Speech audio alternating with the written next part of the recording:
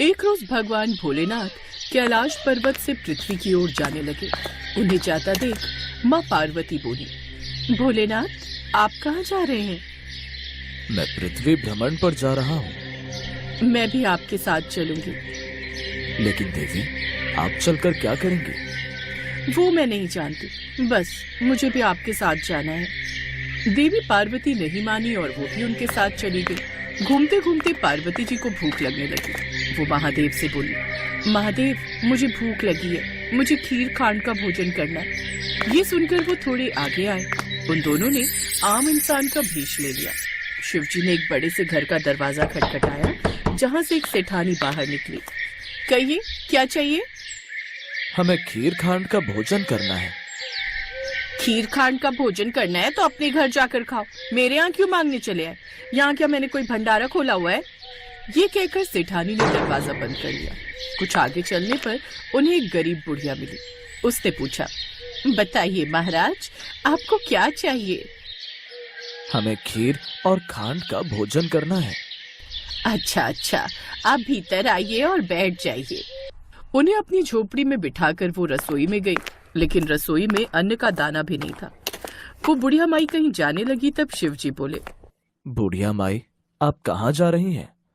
मैं दूध, चावल और खांड लेने जा रही हूँ। उसकी जरूरत नहीं है, आप अपनी रसोई में देखिए, वहाँ सब है। नहीं, मैं अभी रसोई से आई हूँ, वहाँ कुछ भी नहीं है। इनके कहने पर आप एक बार जाइए तो माई। बुढ़िया माई वापस से रसोई में गई, जहाँ सब सामान था। ये देख बुढ़िया माई हैरान रह गई। उसने झट से खीर बनाई और महादेव और पार्वती माता को खाने को दी। कुछ देर बाद वो दोनों वहां से जाने लगे। तब बुढ़िया माई बोली, महाराज, बची हुई खीर का मैं क्या करूंगी? मेरे घर में तो कोई नहीं है उसे खाने वाला। मैंने जितनी खानी थी खा ली। ये सुनकर महादेव बोले, माई, अपनी आंखें बंद करो। बुढ़िया माई ने अपनी आंखें बंद कर ली। कुछ देर बाद, अब अपनी आंखें खोल लो। जैसे बुढ़िया माई ने आंखें खोली, अंदर उसके बेटा बहू और पोते पोती थे।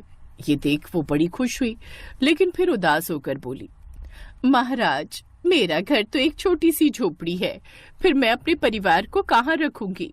महादेव ने जाते जाते उस झोपड़ी को एक लात मारी और वो झोपड़ी बड़े महल में बदल गई। ये देख बुढ़िया माई हैरान रह गई। वो बोली, कौन है आप और ये सब चमत्कार? आप जरूर कोई दिव्य शक्ति हैं।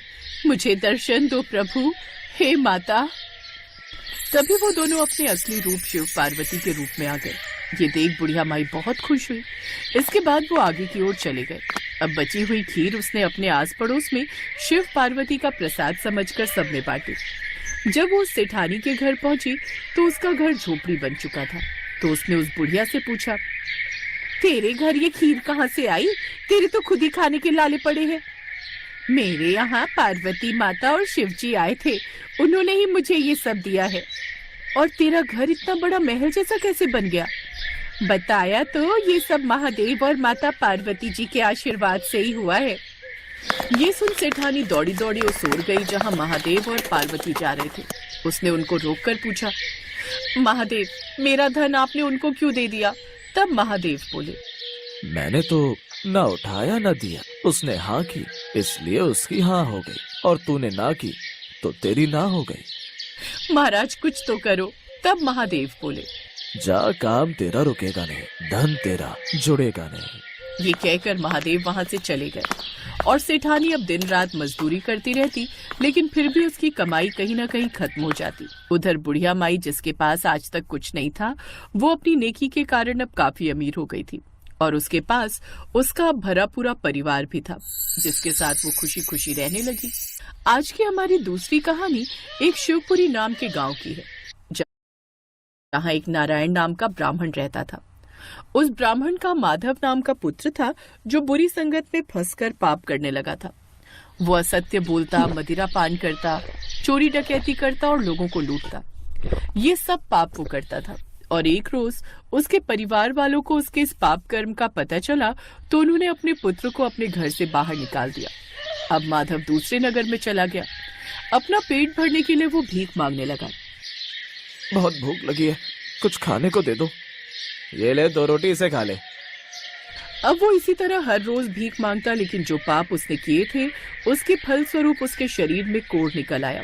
उसके शरीर के अंग गलने और सड़ने लगे, जिससे वो अत्यंत दुखी रहने लगा। अब वो एक नदी किनारे एक कुटिया बनाकर उसमें रहने लगा। एक रोज बड़ी प्यास लगी है, नदी से मटके में पानी भर कर ले आता हूँ।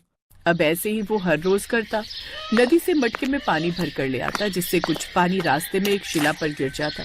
ऐसे ही एक रोज वो जल भर कर लाया और शिला पर रखा ही कि तभी उसके प्राण निकल गए।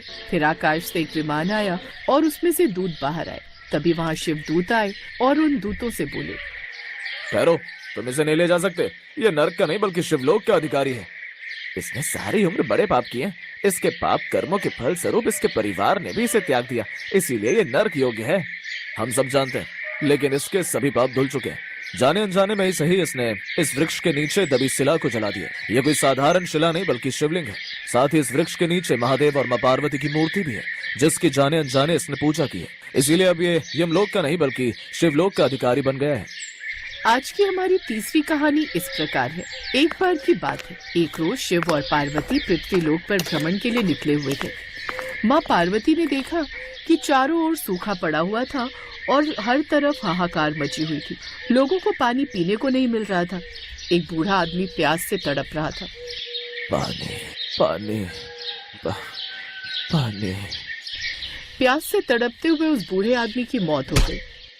नहीं नहीं बाबा, आप हमें छोड़कर क्यों चले गए? हे भोलेनाथ, ये कैसी सजा मिल रही है हमें, जो पानी की बूंद बूंद के लिए भी तरसना पड़ रहा है। ये सब लोग कितने दुखी हैं, इन्हें कितने कष्ट है। फिर वो कुछ दूरी पर और आगे चले, तभी माँ पार्वती की नजर एक किसान पर गई जो कड़ी धूप में भी हल जोत रहा था। ये देख माँ पार्वती ने शिव जी से कहा, स्वामी, जहाँ मनुष्य को पीने का पानी तक नहीं मिल रहा है, वहीं ये बेचारा किसान इतनी कड़ी धूप में इतनी मेहनत कर रहा है। इसके पीछे इसका एक तात्पर्य है देवी। वह ये कार्य इसीलिए कर रहा है ताकि खेत जोतने की उसकी ये आदत छूट ना जाए। कैसा तात्पर्य स्वामी? उस मनुष्य को देख माँ पार्वती को उन पर दया आ गई और उन्होंने उसकी मदद करने की सोची। स्वामी, सब प्यास के मारे इतने तड़प रहे हैं, फिर आप वर्षा क्यों नहीं कर देते? नहीं देवी, अभी वो समय नहीं आया है। जैसे ही वो समय आएगा हम वो कार्य भी अवश्य करेंगे। भोलेनाथ ऐसे तो मानेंगे नहीं। तभी माँ पार्वती को एक युक्ति सूझी। उन्होंने भोलेनाथ से कहा, स्वामी, आपने भी तो बहुत समय से अपना शंख नहीं बजाया, कहीं ऐसा ना हो कि आप भी अपना शंख बजाना भूल जाएं। तुम सत्य कहती हो देवी, हम अभी अपना शंख बजा देते हैं। कहीं ऐसा ना हो कि हम भी शंख बजाना भूल ही जाएं।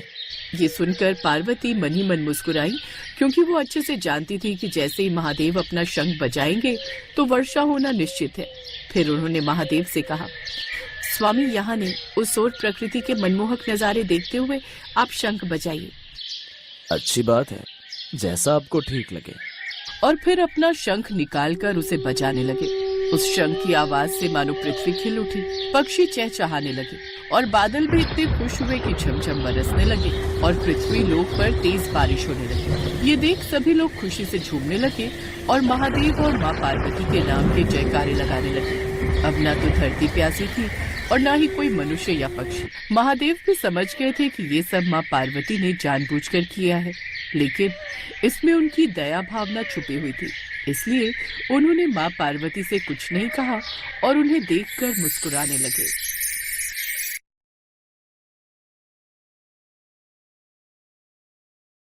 चलिए